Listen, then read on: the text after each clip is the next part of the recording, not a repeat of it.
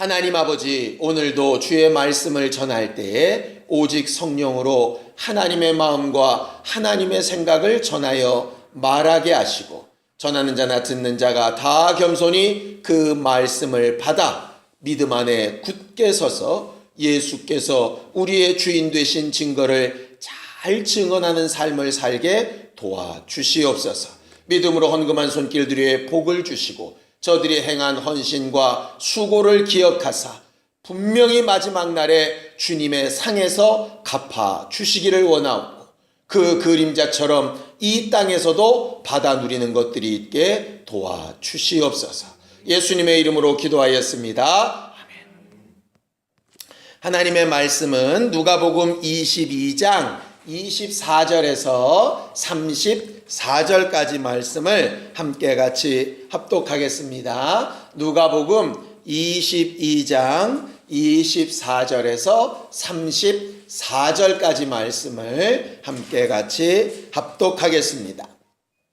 함께 읽습니다. 시작. 또 그들 사이에 그중 누가 크냐 하는 다툼이 난지라. 예수께서 이르시되 이방인의 임금들은 그들을 주관하며 그 집권자들은 은인이라 칭함을 받으나 너희는 그렇지 않을지니 너희 중에 큰 자는 젊은 자와 같고 다스리는 자는 섬기는 자와 같을지니라. 앉아서 먹는 자가 크냐 섬기는 자가 크냐? 앉아서 먹는 자가 아니냐? 그러나 나는 섬기는 자로 너희 중에 있노라. 너희는 나의 모든 시험 중에 항상 나와 함께한 자들인즉 내 아버지께서 나라를 내게 맡기신 것 같이 나도 너희에게 맡겨 너희로 내 나라에 있어 내 상에서 먹고 마시며 또는 보좌에 앉아 이스라엘 12지파를 다스리게 하려 하노라.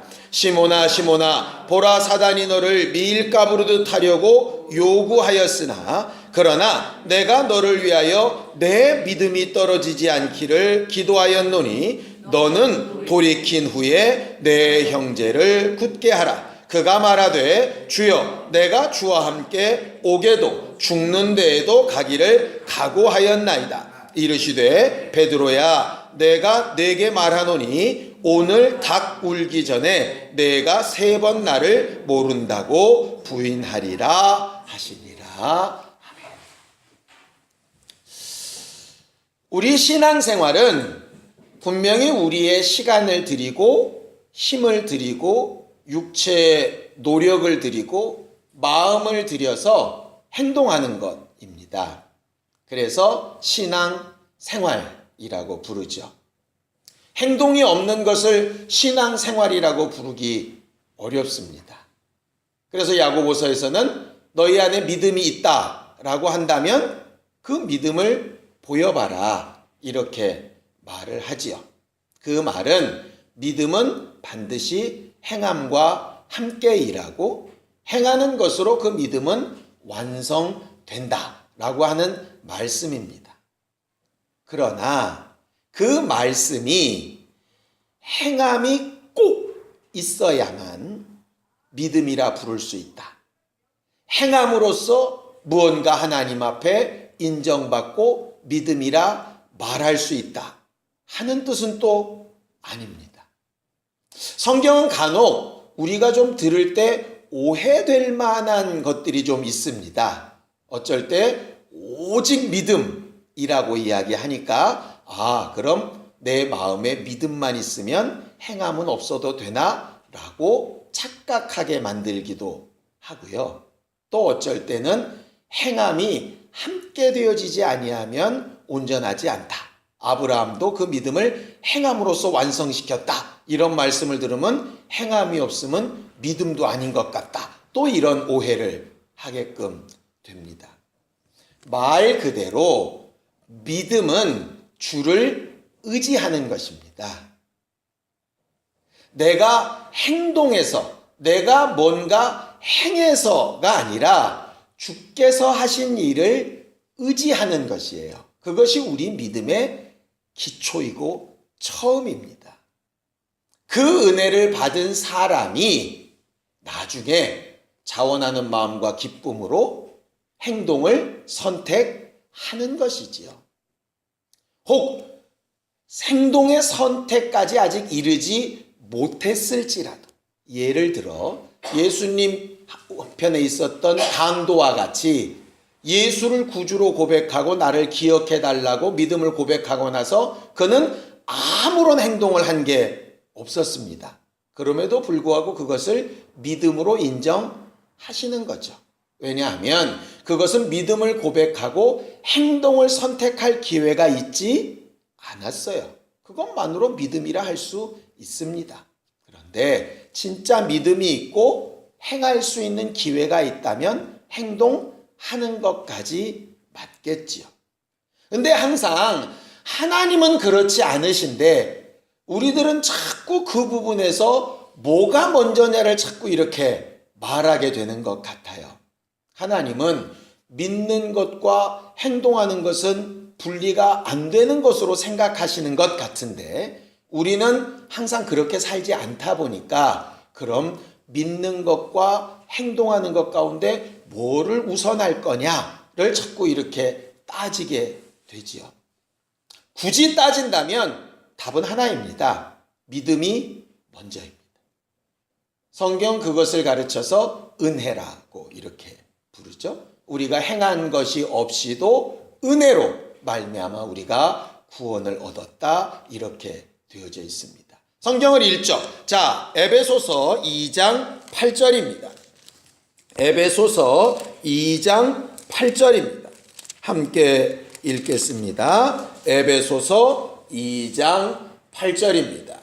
함께 읽습니다. 시작. 너희는 그 은혜에 의하여 믿음으로 말미암아 구원을 받았으니 이것은 너희에게서 난 것이 아니요 하나님의 선물이라 이렇게 되어져 있죠.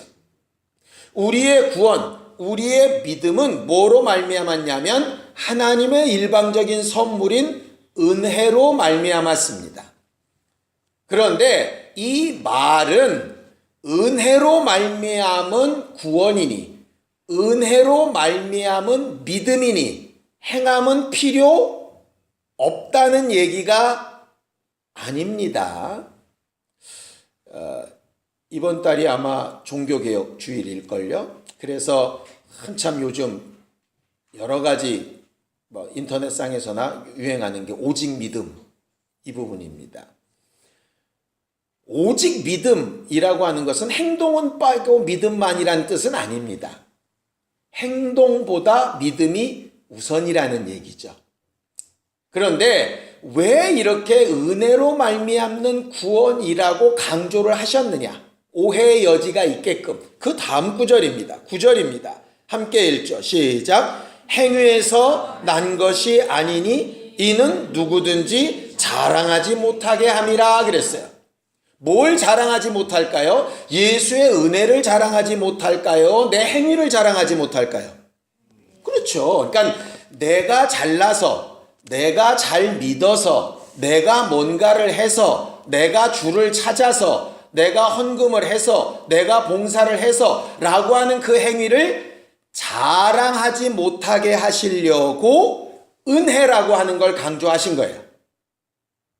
다시 말하면 은혜로 받은 믿음 위에 행함은 당연한 것인데 그 행함이 자랑거리가 될 것 같으면 차라리 행하지 않고 믿음만 의지하고 난 아무것도 한 것이 없는 죄인입니다 라고 고백하는 것이 더 유익하다는 말이죠. 바울이 말하고 싶었던 것은 그것입니다. 이방인들에게 예수 그리스도에 대한 구원을 이야기하니까 이방인들이 예수로 인한 구원의 기쁨으로 충만했어요. 거기에 먼저 믿었던 예루살렘 교인들, 유대교 신자들이 와서 율법을 막 강요하게 되었죠. 그들의 마음이 준비도 되기 전에 그들은 왜 그렇게 해야 되는지 알아보기도 전에 해야만 된다고 의무조항을 막 주니까 이방인들이 막 억압을 당하게 된 것이었습니다. 그 억압을 할 때 이스라엘 사람들이 썼던 방법이 뭐냐면 우리를 봐라. 우린 이렇게 잘한다. 라고 하는 자랑이었어요. 바울은 그 부분을 배격하려고 했던 것이에요. 이방인들에게 행동 필요 없어, 믿기만 하면 돼, 이걸 말하려고 했던 것이 아니라 믿음의 고백이 제대로 나오기도 전에 법으로 얽매는 것, 그러면서 사실은 자기들을 자랑하고 있는 것, 그것에 대해서 반대한 것이었죠. 그래서 우리는 믿음 생활을 할 때 반드시 기억해야 될 것은 우리가 마음으로 믿고 입으로 시인하는 것이 가장 우선 맞습니다.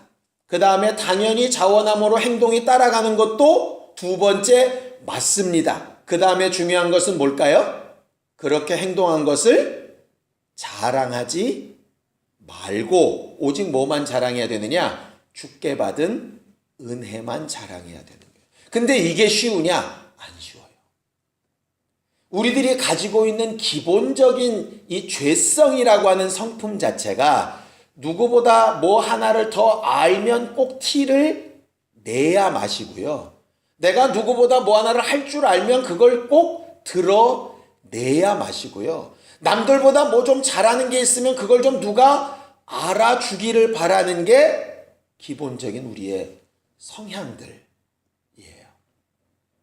이게 기본적으로 우리 안에 있는 죄성이기도 하고 육체가 가지고 있는 특성이기도 하죠. 성경은 이 부분을 성령으로 좀 꺾고 누르라고 하시는 거예요. 왜냐? 그게 드러나는 순간에 뭐가 가리워지니까? 은혜가 가리워지니까. 예수의 공로가 가리워지니까. 그래서 심지어 이렇게까지 얘기를 하죠. 자, 또 성경을 보겠습니다. 로마서 4장 2절 3절입니다. 로마서 4장 2절 3절입니다. 함께 읽겠습니다. 로마서 4장 2절 3절 함께 읽겠습니다. 시작. 만일 아브라함이 행위로서 의롭다 하심을 받았으면 자랑할 것이 있으려니와 하나님 앞에서는 없느니라. 성경이 무엇을 말하느냐? 아브라함이 하나님을 믿음에 그것이 그에게 의로 여기신 바 되었노라. 이렇게 되어져 있어요. 아브라함이 행위로 의롭게 된 것이 아니라 믿음으로 의롭게 된 거다.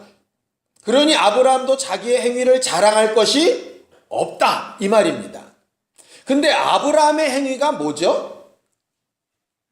75세 때의 명령을 받아서 25년간이나 하나님의 인도를 받으며 갈 바를 알지 못하는 길을 용감무쌍하게 순종하다가, 물론 우리보다는 훨씬 적지만 그래도 실수를 중간중간 하긴 했지만 그 결과로 100세에 약속하신 아들을 얻었죠.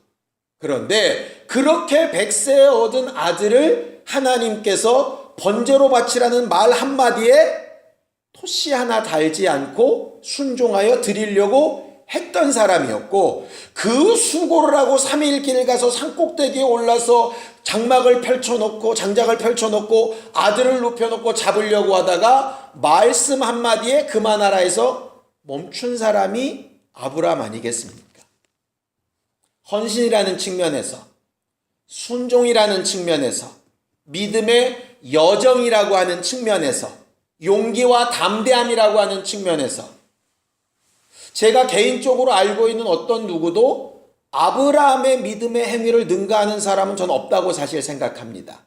비록 구약 사람이기도 하고 예수를 직접 보지 못하였지만 예수께서는 뭐라고까지 얘기하시냐면 아브라함은 내 때를 볼 것을 사모하고 사모했던 사람, 예수가 누구인지 제대로 들어보지도 않고, 우리는 듣고도 순종이 잘 안 되는데 직접 누구인지 본 적도 들어본 적도 증거를 받은 적도 없는데 약속 때문에 그 예수의 때를 사모하며 그 여정 내내를 순종했던 믿음의 행위가 있었던 사람이 바로 아브라함 아니겠습니까? 그런데 성경은 뭐라고 얘기하냐? 그런 아브라함의 행위도 자랑할 것이 없는 것이라, 이 말이에요. 그럼 저는 이렇게 얘기하겠습니다.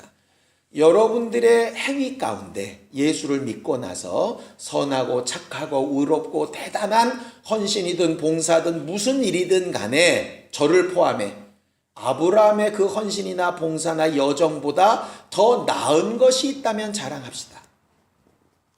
그렇지 않다면 울어야죠.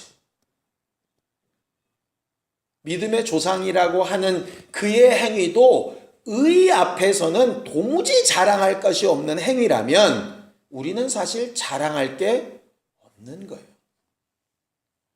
우리가 흔히 정말 좋아하는 돈, 우리가 돈이 1,000만 원 생겼다고 칩시다. 그 1,000만 원 돈 생긴 걸 이건희 회장 앞에 가서 자랑하렵니까? 빌 게이츠 앞에 가서 자랑하겠어요? 그건 불가능한 거죠. 그것처럼 믿음의 행위는 은혜 받은 것에 대한 감사로 분명히 나와야 하는 것이 맞지만 절대로 자랑해야 될 대상이 아닌 거예요. 반대로 원수는 반대로 하겠죠. 은혜를 망각하게 하거나 행동을 못하게 하거나 행동을 했다면 자랑하게 하거나 어떻게든 딴지를 걸어서라도 넘어지게 하려고 하는 것이 원수의 역할일 거예요.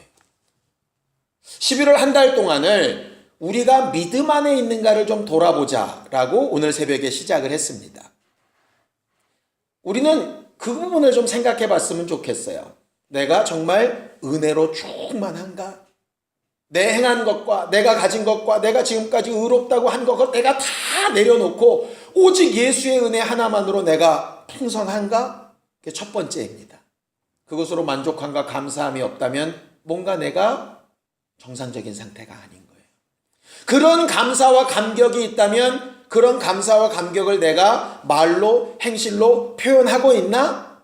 누가 억지로 시켜서가 아니라 정말 내 안에서 솟아오르는 그런 감동과 감격이 있나? 그런 행동이 없다면 진짜 가지고 있는 감격과 감동이 사실인지를 또 점검해봐야 할 거예요.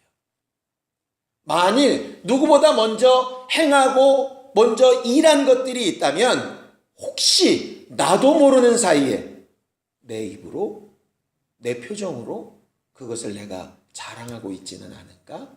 그런 생각이 들었습니다. 이게 마치 우리 건물 벽면에 있는 걸개 그림을 묶고 있는 끈 같다는 생각을 설교 준비하면서 했어요. 2년 반쯤 지나니까 계속 바람에 비에 눈에 녹슬고 이러니까 그 끈이 사갔겠지요. 근데 우리는 늘상 잘 달려 있으니까 삭은 줄 몰랐던 거예요.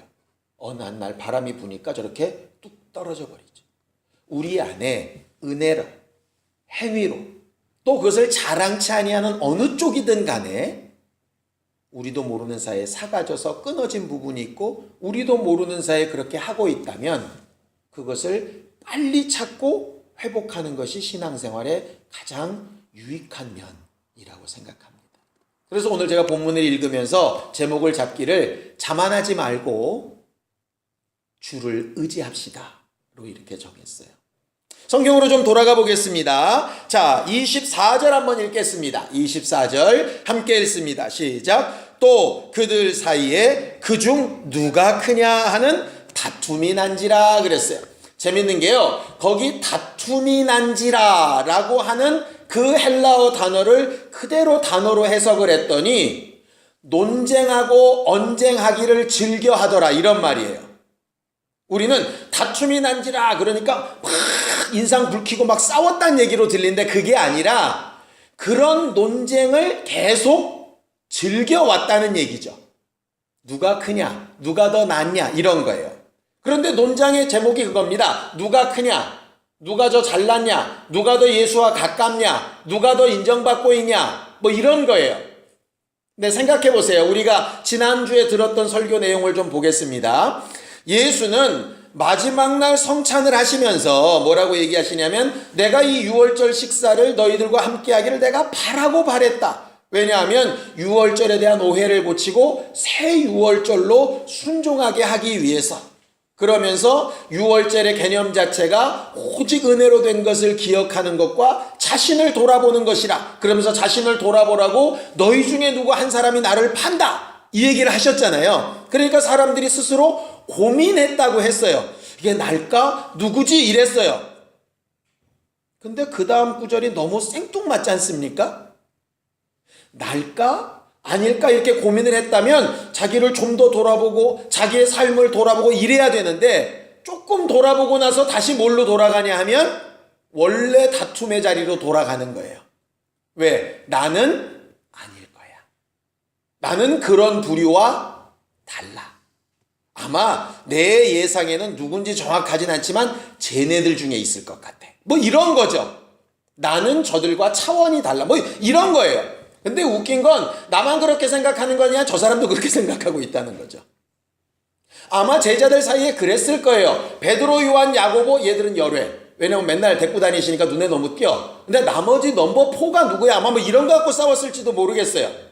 어쨌든 그런 일들이 반복되니까 예수께서 참 마지막 유언 같은 새 유월절을 말씀해 놓고 또다시 뭐를 얘기하시느냐? 행동을 얘기하실 수밖에 없는 거예요.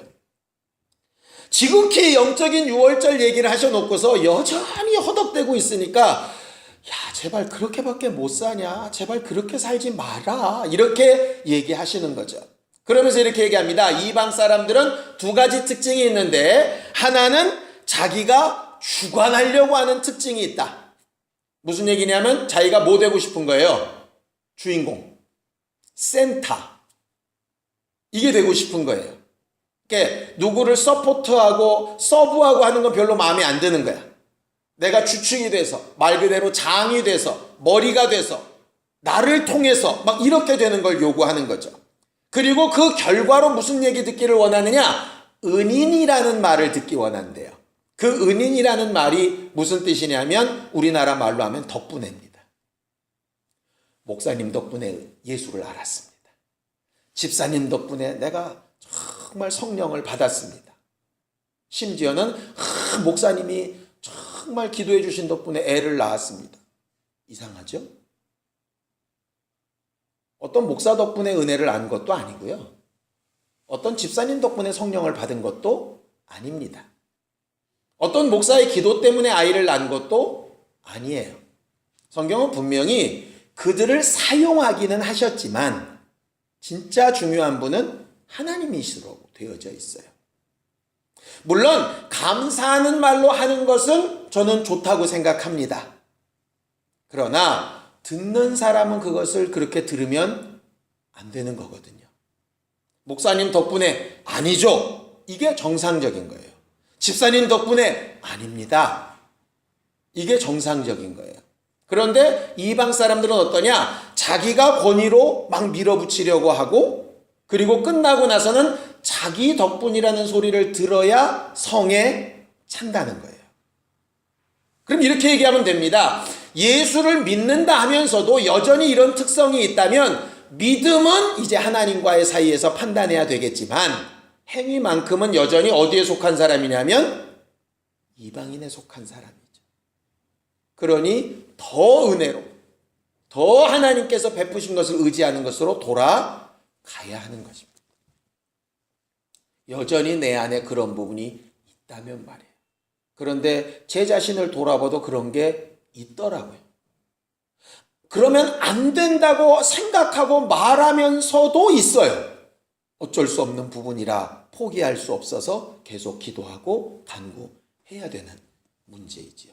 그러면서 이렇게 얘기하십니다. 너희 중에 큰 자가 되려면, 이 말은 뭐냐면 천국에는 큰 자가 있다 없다? 대답을 안 하시네요. 천국에는 큰 자가 있다 없다? 있다. 만약에 없다면 야, 천국에는 큰 자 없어 이러실 거예요. 근데 천국에는 큰 자가 있어요. 있기는 있는데 어떻게 해야 큰 자가 있느냐? 젊은이와 같고 섬기는 자와 같다 이렇게 돼 있어요. 근데 요새 성경은 좀 바꿔야 될 것 같아요. 이게 그 당시에는 이 말이 맞는데 요새는 이 말이 잘 안 맞는 것 같더라고. 아마 이때만 해도 어르신들은 앉아 계시고 젊은 사람들이 막 움직이고 봉사하고 막 이랬던 모양이에요. 그러니까 너희들이 천국에서 큰 자가 되려면 젊은이와 같고 이렇게 얘기를 하신 거예요. 요즘 같으면 바뀌어야 되겠죠. 정말 큰 자가 되려면 중년 이상과 같고 뭐 이렇게 돼야 돼요. 어르신은 어르신이라서 쉬고 젊으면 젊다고 쉬고 애들은 애들이라고 쉬고 중간에 이렇게 일을 하니까 무슨 얘기냐면 미리 움직이고 미리 섬기고 미리 역사하고 미리 손해보고 결국 이 부분이 먼저 되는 게 그게 천국에서 큰 자다. 누가 크냐를 언쟁을 즐기는 게 아니라 누가 먼저 움직이고 있느냐가 먼저다. 나를 봐라. 너희들이 지금 어떻게 해야 죄를 구속함을 얻는지 생각해보지도 않고 왕권만 생각하고 누가 높냐 낮냐 할 때 나는 이미 십자가에 죽을 준비하며 한 걸음씩 걸어가고 있지 않느냐. 나는 앉아 먹는 자가 크다는 너희들의 생각과 똑같지만 천국에서 더 큰 자가 되기 위해서 섬기는 자로 너희 앞에 섰다. 이렇게 말씀하시는.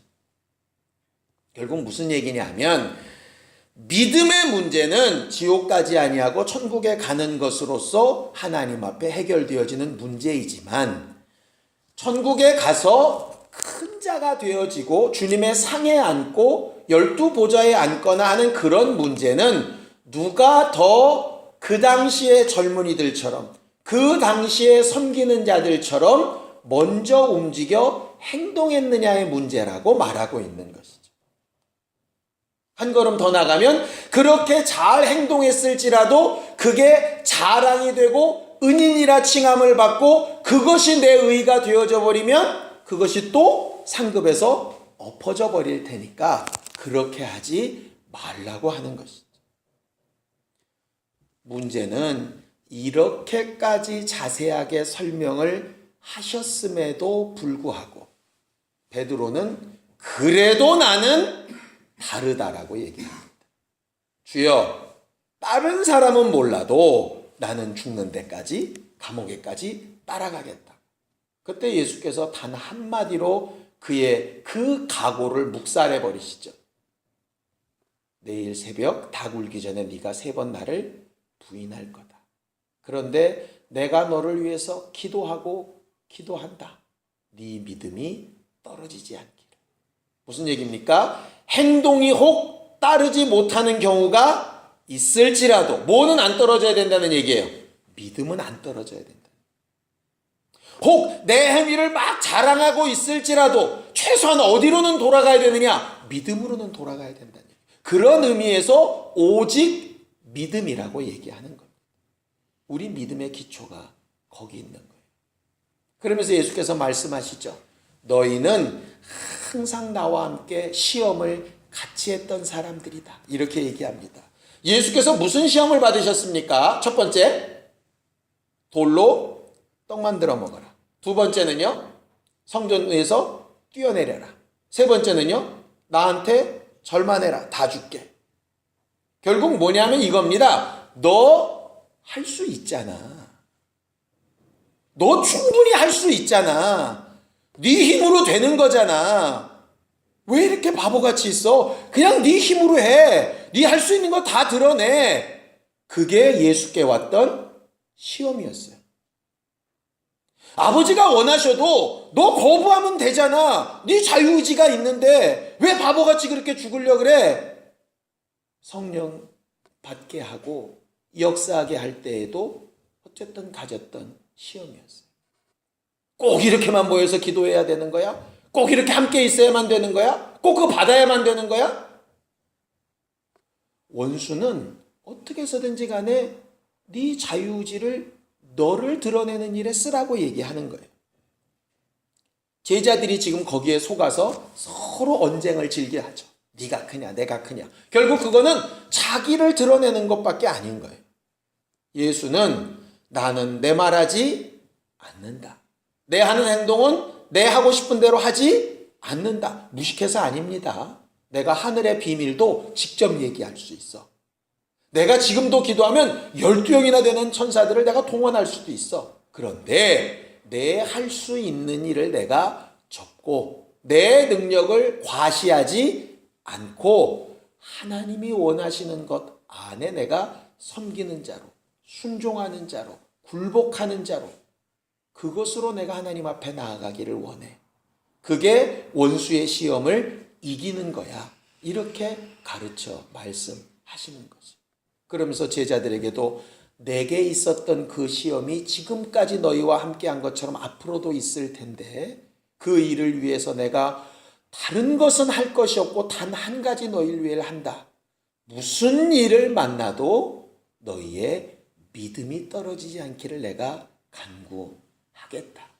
그러니 그 믿음만 있다면 언제든지 행위도 돌이킬 수 있고 자랑도 돌이킬 수 있어서 돌이킨 후에 다른 형제를 더 굳게, 행위를 못하는 사람이라면 믿음이 풍성하다면 할 수 있을 거야.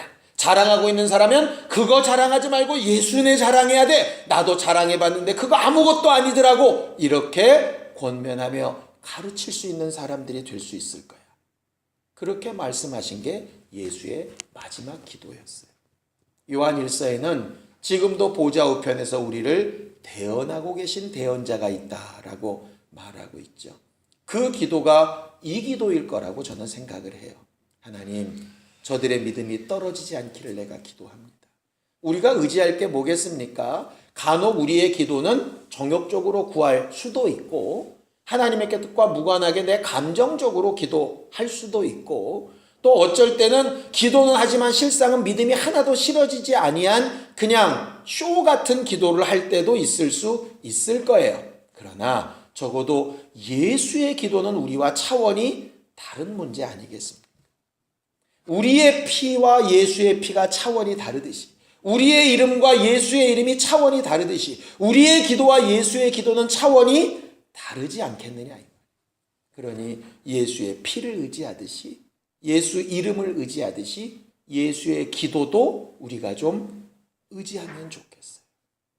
의지하고 행동은 필요 없어가 아니라 의지하는 그 믿음이 굳게 되어져서 행동하되 행동은 자랑하지 않고 우리가 의지하는 주의 은혜만 자랑하여 말할 수 있는 사람.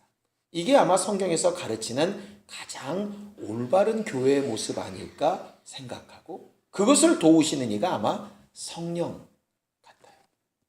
교회도 자랑하지 말고 목사도 자랑하지 말고 과거도 자랑하지 말고 여러분들이 아는 지식도 자랑하지 말고 오직 예수만 자랑하고 우리가 의지하는 주의 은혜와 피와 이름과 그의 기도만 자랑하는 우리 모두가 되기를 예수님의 이름으로 축원합니다. 함께 같이 기도하겠습니다. 하나님 아버지, 하나님께서 우리를 도우시고 인도하셔서 일평생 믿음에서 떠나지 않게 하여 주시고 하나님께서 우리에게 명하신 말씀이 자원함과 기쁨과 감격으로 순종케 되어지게 하여 주시며 그 모든 일이 자랑거리가 아니라 오직 주의 은혜임을 자랑하는 겸손한 교회들이 되게 하여 주시옵소서. 이 모든 일에 우리 자신을 스스로 잘 돌아보고 주 예수의 간구하신 간구가 우리 각각의 삶에 응답되어지기를 의지하고 사모하오니 우리 자신을 과신하지 않고 주를 의지하는 자들에게 응답하시고 함께 하시는 증거들로 풍성케 되게 하여 주시옵소서. 이제는 우리 주 예수 그리스도의 은혜와 하나님 아버지의 극진하신 사랑과 성령님의 감동하시고 역사하시는 분명한 증거가 자기를 과신하지 않고 주를 의지하기로 결심한 우리 모두 위에 이제로부터 영원까지 함께 있을지어다. 아멘.